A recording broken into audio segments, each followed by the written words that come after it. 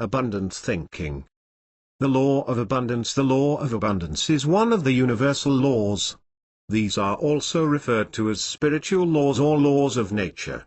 Universal laws are those immutable principles that rule our world and our universe, governing how the entire cosmos continues to exist and thrive.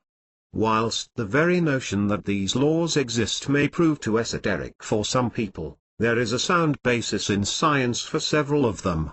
For example, the law of cause and effect states that any action produces a result in exact proportion to the action which initiated it. This idea goes back to biblical times. It says in Galatians, "Whatsoever a man soweth, that shall he also reap." Some people think of this in terms of karma. Others will use the phrase, "goes around, comes around." It all amounts to the same thing. Universal laws work whether we believe in them or not. Those who do not believe in them choose by default to believe that life is a random series of events that they have little or no control over, and that there is no purpose or underlying reason why things happen as they do. The law of abundance states that the universe is continually and effortlessly producing, creating unlimited resources for us to take advantage of. You only have to look at nature to know this is true. Breaking any law is apt to cause problems. That is true of man-made laws and those handed down by the universe. Equally, misinterpreting laws can cause trouble.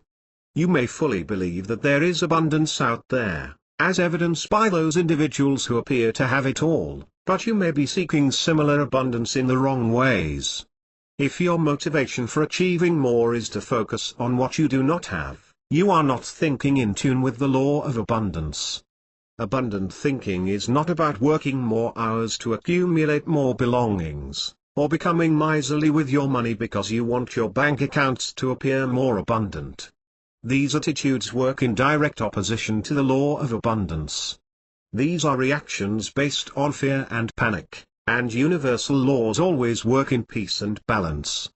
Abundant thinking. What is abundant thinking? Abundant thinking requires that you appreciate what you have in life, rather than bemoaning the things you lack. It further asks that you focus on what is possible, and that you reach for what you want in life. If this latter point sounds like something you are already doing and it is not producing the goods, it is because you have not established the former mindset, the one that makes you always appreciative. In contrast, scarcity thinking focuses on what you don't have, what you want more of, what you might lose, and what has gone wrong in your life. People who think abundant thoughts are happier than those who don't. It stands to reason. Abundant thinking is positive thinking. That does not mean they are unaware of the areas where their lives might need improvement. They are simply able to approach those areas with a positive frame of mind, confident that they will have no difficulty bringing about the necessary changes. This is because they choose to believe that there is an abundance of whatever they need just waiting for them. Our thoughts dictate our lives. Our thoughts can attract good things into our lives, or repel them. This is another universal law, the law of attraction. One of the common sayings in positive thinking methodology is, whatever the mind of man can conceive of, and believe in, it can achieve. That is not to say you simply have to sit at home thinking good thoughts. That is obviously not enough. You will still have to take actions to back up those thoughts, but those actions will work infinitely better when they are backed by positive thinking and abundant thinking. The law of cause and effect deals with this as well. The fewer or smaller things you cause to happen, the less effect they will have. If you want another quote from the Bible, it says in James, "Faith without works is dead." If this all seems a little otherworldly, here's an example of how this might happen. Let's say you're looking for work, but your attitude is that there are very few suitable jobs, and you'll never find one for yourself. In other words, your attitude stinks. You are thinking negatively. This may mean you take no action to find a job. You don't compile a CV, you don't send email inquiries, and you don't go knocking on doors. And if by chance you did bump into the very person who could give you your dream job, they would not offer it to you because you would not be viewed as the positive individual they would want on board. A negative attitude can therefore be self-perpetuating, as it consistently produces negative results that further reinforce your negative attitude. Abundant thinking opens up possibilities and opportunities that we could easily have missed by harboring negative thoughts and thoughts of scarcity. It causes you to take positive actions because you firmly believe and expect that they will produce the desired results. You take as your proof for this the fact that you are already more than blessed by the abundant gifts in your life to date.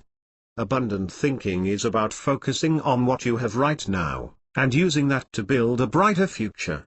It does not let you dwell in the past, regretting mistakes and ventures that did not work out exactly as planned. People who think abundantly do not suffer guilt for their desire to attain more. This is for two reasons: they are already grateful for what they have, and they do not feel that asking for more will deprive anyone else. Abundance means there is plenty to go around for everyone. Abundance motivation. A key part of abundant thinking is abundance motivation, sometimes called appreciative assertive thinking. This is the belief that we have more than the minimum necessary to get by. It says we have more than we need, and more than we could have ever expected. It requires that you dispel any assumptions about what you will receive in life, be that from God, nature, society, parents, peers, friends, or loved ones. Again, this does not suggest we have to stop wanting more. It is simply about establishing the correct mindset. Knowing we have more than we need makes us feel happy and grateful. We appreciate what we have, and that means whatever else we get is a bonus. Thinking you deserve more, you are owed more, or expecting more, just leads to resentment when it doesn't show up. You have to remember how you came into the world, with nothing, and how you will end up leaving it, with nothing. Creating a healthy attitude towards your existing abundance relies on focusing on what your minimum requirements truly are. If you have your health, enough food to eat, and a roof over your head, then you have sufficient to survive and lots to be grateful for. If you also have love in your life, you should be ecstatic.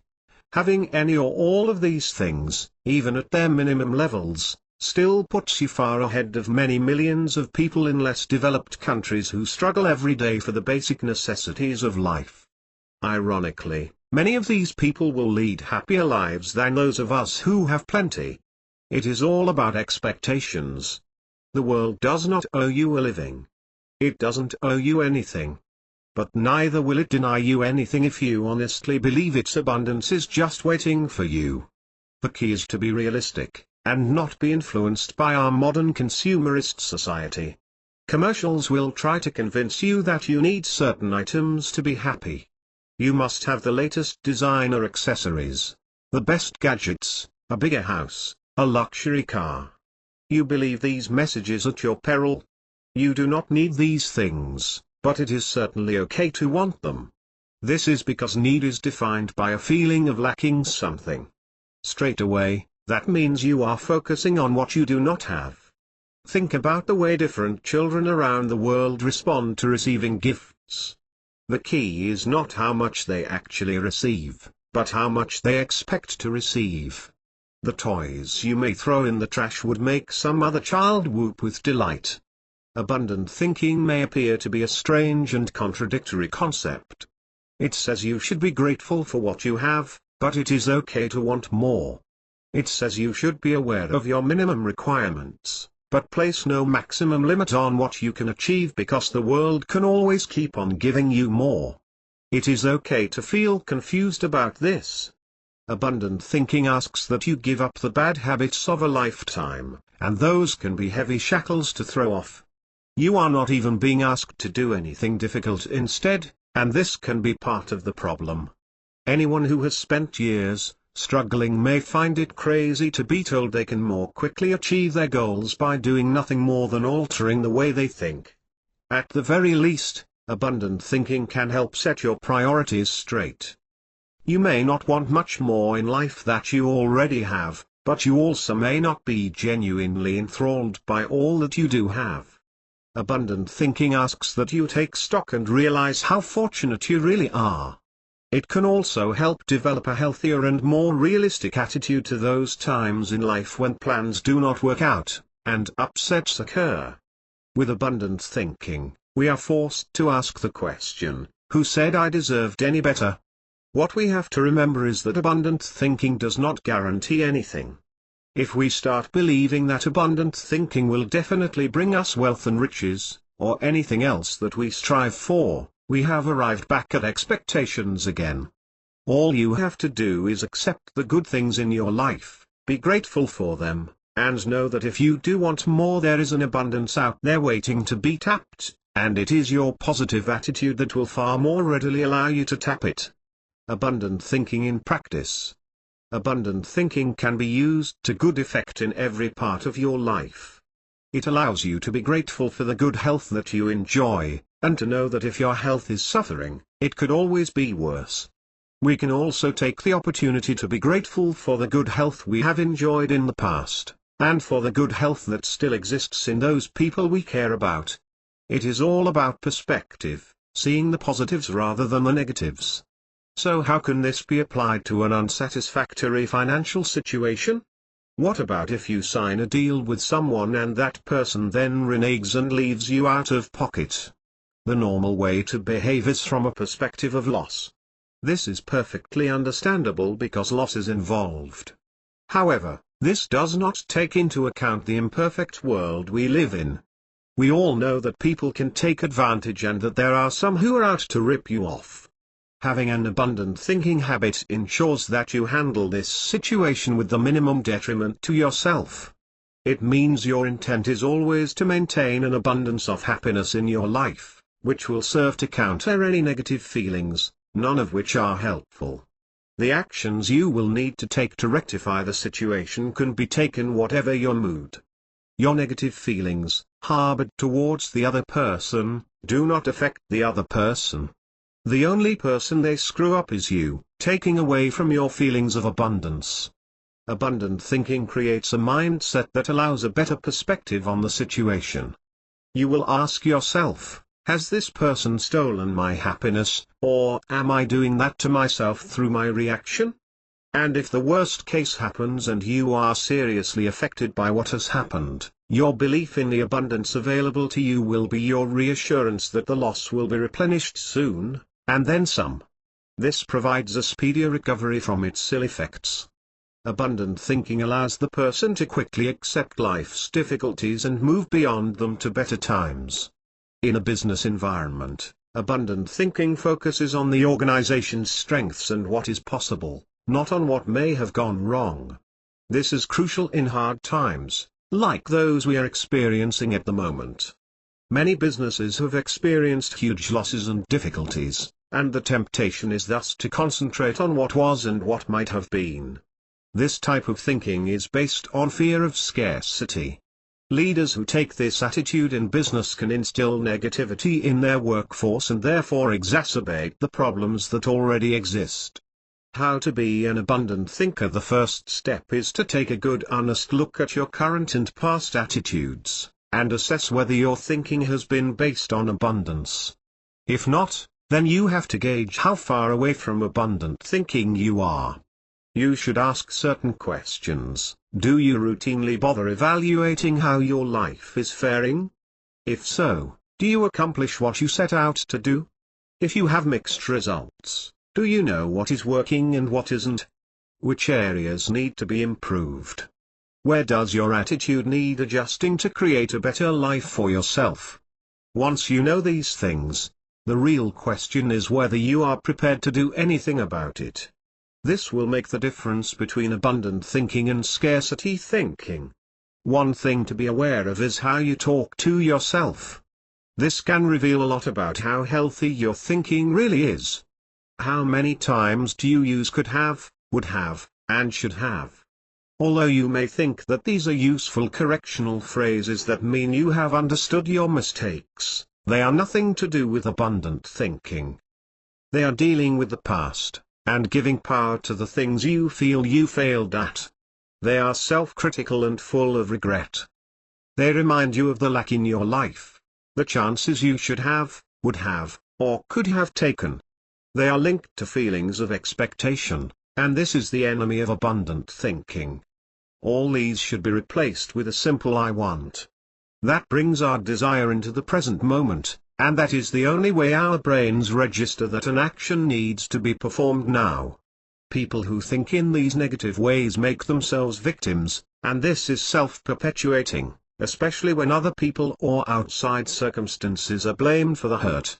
Whenever you blame, you remove your responsibility to improve the situation. You are saying that there is nothing to be done to make things better because it is out of your control. You have denied the abundance in your life. Here are some ways in which you can become an abundant thinker. 1. Identify your biggest bar to abundant thinking. Analyze why you have not embraced the concept before. Have years of negative conditioning made it difficult, or did you just not know about it? 2. Decide now that you will start to think abundant thoughts. 3. Count your blessings right now, and start being grateful for all the good things you have in your life. 4. Stop thinking of what you believe you don't have. You are concentrating on an empty space. Instead, begin to focus on creating the circumstances that will cause abundance to fill your empty spaces. Develop your interests, knowledge, and skills in areas that will help you achieve more. 5. Exchange could've, should've and would've for I want. 6. Don't feel guilty for wanting. It is your personal choice to strive for happiness for yourself and others. 7. You can want, but don't create specific expectations for yourself. 8. Better still, create zero expectations of what you will receive. Do not automatically assume that you will receive anything. Just know that anything is possible and invite that abundance into your life. 9. Be mentally prepared for the worst-case scenario. Think positively about receiving what you want, but do not take it as read. If you meet your goals, it will add to the happiness you already enjoy. If not, it doesn't matter because you are happy with what you already have. 10. Stop thinking the world owes you a living and that you deserve to receive what you want. Everything you receive in life is a gift. The world doesn't owe you anything, but its abundance is capable of giving you anything. 11. Stop feeling cheated, and like a victim. Take control and take responsibility for your own happiness. 12. Know that your past does not equal your future, and your current unfavorable situation does not have to last if you choose to make it better. You are not your condition. 13. Accept that you will make mistakes. Don't beat yourself up when you do, regard that mistake as a moment on your learning curve that will help take you to new heights. Learn from it and move on. Don't dwell. Some of our hardest knocks teach us our most important lessons in life. 14. Think of a physical reminder that will help you keep your thoughts on track. Every time you feel you are drifting back to thoughts of scarcity, perform your little physical action to realign yourself with abundance. You could click your fingers, snap a rubber band on your wrist, or simply join your thumb to your forefinger as people do in meditation. 15. Develop a mantra that you repeat every morning and evening out loud, and in your head whenever you need a boost. You could try, abundance is mine right now and always. Remember that whatever you say, keep it in the present tense. Saying that abundance will be mine causes the brain to keep abundance in the future. As a starter exercise, think of one situation in your life that you believe should have turned out better because your expectations were so formulated. Try and find a way to see the positives in it, how you may have learned from your failure to meet your expectations, and then let go of those expectations. Rephrase your expectations into a request for abundance. This is one piece of deficit thinking that is now abundant thinking. How to be a rich dad. Having a rich dad mindset is about focusing on the financial aspects of abundant thinking, rather than just the psychological. This involves analyzing how you view certain pertinent financial questions, and swapping a scarcity or deficit thought for an abundant thought. 1. I can't afford becomes how can I afford? When abundant thinking is applied. This is because saying you can't do something closes down possibilities and tells the universe that this option no longer exists for you. 2. My kids make me poor becomes I want to be rich for my kids with abundant thinking.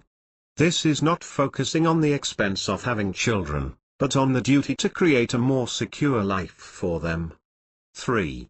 I don't care about money becomes money is power, when abundant thinking is applied.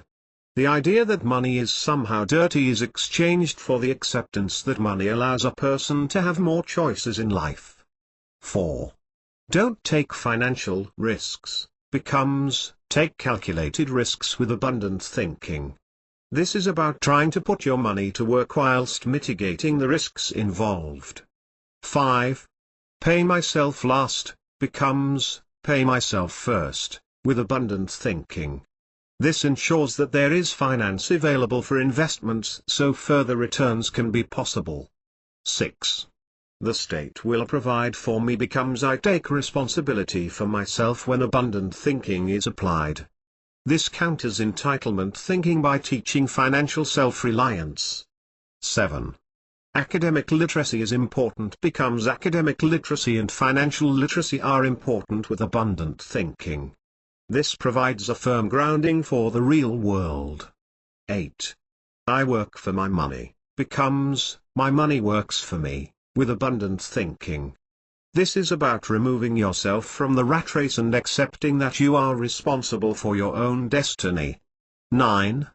Making money is important becomes managing money is important with abundant thinking. This concerns the ability to establish financial education that lasts a lifetime. 10. My house is an asset becomes my house is a liability, when abundant thinking is applied. Although this may seem the wrong way around, this argues that anything that drains your finances is a liability, as a mortgage does. The alternatives to abundant thinking. Deficit motivation / entitlement thinking. Deficit motivation is the opposite of abundance motivation. It is also known as entitlement thinking. This is how victims are made. Entitlement thinking has already been discussed to a certain extent. It is that awful feeling that says you have been cheated out of your just deserts, your rightful inheritance. It is how people think when they set specific expectations for themselves that are based on their belief that they deserve more. Entitlement thinking can create the narrow miss that causes a little grimace, or a headlong plunge into an empty chasm. The latter happens when delusion is largely responsible for a person's expectations. Think the tone-deaf crowd in the first round of American Idol. This sort of thinking takes many forms. It may make you think you deserve more money, a better job, more praise, a more attractive body, better opportunities, skills, friends, partners, etc. It covers the whole gamut of disillusionments that can cause our lives to be so miserable, and our emotions to be so fraught and charged with anger and resentment. These emotions are caused by the belief that you have received less than you expected or less than you deserve. It is setting too high minimum expectations. This is down to often arbitrary personal assessments that have no basis in reality, and that have been bolstered over the years by well-meaning but ill-advised encouragement from others. Think the relatives of the tone-deaf crowd in the first round of American Idol. On the other hand, entitlement thinking may be based on a sound assessment of a person's skills and abilities, which makes missing the mark even more annoying. Either way, however, the stumbling block is the same: expectations. These are what cause the unhappiness. Recognizing entitlement thinking is easy. It is feeling that we are in a hole and trying to climb out. It is the sense that we are constantly struggling to keep our head above water. Although these situations may be true now, they should not become who you are. A better way to think of things is to realize it could be a lot worse. The hole could be your grave that you never get out of. and at least your head is above water and you're not drowning. With these new interpretations, it instantly becomes apparent that you have a lot to be grateful for. Deficit motivation can cause serious harm to an individual. It can make them aggressive and negative to be around, even with those people closest to them, or especially so. It can provoke a reckless attitude to life, where dangerous and uncalculated risks are taken. Or it can cause a person to feel so sorry for themselves that they withdraw and give up, which can lead to depression or worse. The really sad part of deficit motivation is that it can cause people to miss some truly outstanding opportunities because they do not completely conform to the individual's preconceived ideas of how their main chance will appear to them. By the time they realize that they may have misconstrued the situation, their window has passed. To defeat entitlement thinking, we must ask ourselves exactly why we believe we are entitled to anything at all. Mostly, it is because we have been born into a society that promotes the idea that anything is possible. This is the selling of the American dream. Yes, almost anything is possible with abundant thinking, but we have not been schooled in the workings of abundant thinking. We have been taught that we are entitled, and this has created expectations. You have to separate the ideal of entitlement from the reality of what you can honestly expect. We all believe we have the right to life, the basic entitlement to live our lives peacefully, but try telling that to the have-not who intends to join the haves by using a gun on you. Nothing can be taken for granted, and once we realize this we can truly begin to be grateful for what we do have, because we will understand that it is all a gift.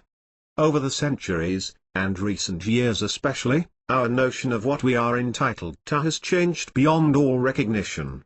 Perhaps we feel we are entitled to foreign holidays twice a year, but that's only thanks to the Wright brothers 100 years ago. Before that, trips abroad were far more arduous and expensive affairs. Luxuries have become necessities, and our values have been screwed up. We no longer look at the simple things in life that used to make people grateful, we notice instead all the things we are lacking. We are teaching ourselves to be unhappy, and to feel that we are victims of some awful fraud. Deficit thinking can even create paranoid thinking, that we are being robbed of what we deserve. We can start to view other people negatively and with deep suspicion. Anyone we perceive as having the things we want becomes the enemy. We cease looking inwardly for answers and instead focus on who is to blame for our deficit. Scarcity thinking. Scarcity thinking is the opposite of abundance thinking. This happens when people focus on what they do not have in their lives. They take what they have entirely for granted, show no gratitude, and choose instead to focus all their energies on being resentful at the gaps in their lives. People who live by thoughts of scarcity are creating the very circumstances that will cause further scarcity, because they are convinced that there is a shortage of the things they want in life. They do not embrace the concept of abundance, and thus do not invite it into their lives through a positive attitude. Scarcity thinking can also produce more far-reaching negative repercussions. It can cause people to take things they don't need, or too much of what they do need, or can make them hoard, which stops them giving. Those who think abundantly, on the other hand, are happy to take only what they need, because they know that there is a limitless supply should they want any more. Conclusion: the concept of abundant thinking can be puzzling if you do not understand the message that lies at its heart. To summarize, abundant thinking is about being grateful for what you do have rather than focusing on what you lack. It involves having no hard and fast expectation of what you will receive based on some egotistical notion of what you deserve out of life. It says, be happy with what you have because it is all effectively on loan to you whilst you are here, and if you want more then take the appropriate actions to achieve more, but remain happy in the knowledge that it may not happen as you expect. All this serves to produce the correct frame of mind to ultimately accept the gifts that the universe has waiting for you in abundance. This is where some people may struggle, because this asks that you make a leap of faith and believe that there really is an abundance out there. The only way to get round this is to realize that the alternative view is that there isn't an abundance, and that you will have to live your life in scarcity. The choice about what to believe should then be clear. Think of it this way: it's your birthday. It's not written in stone that you are entitled to gifts, so whatever you receive is a bonus and you should be grateful. However, you are more likely to receive better gifts the nicer you are, and nice people tend to have positive attitudes. A negative attitude means you are not so much fun to be around, thus fewer people will show up at your party and they will likely hand you their unwanted gifts from the previous Christmas, or come empty-handed and just drain your booze cabinet. Which would you prefer? Did you enjoy this book? If you enjoyed this book, the chances are that your friends will too. You can quickly and easily send them a link to the download page. Click the buttons below to share this book. Share this book with your friends. Give your followers a treat, not just a tweet. Share this book with your colleagues. It's good to share. Abundant thinking.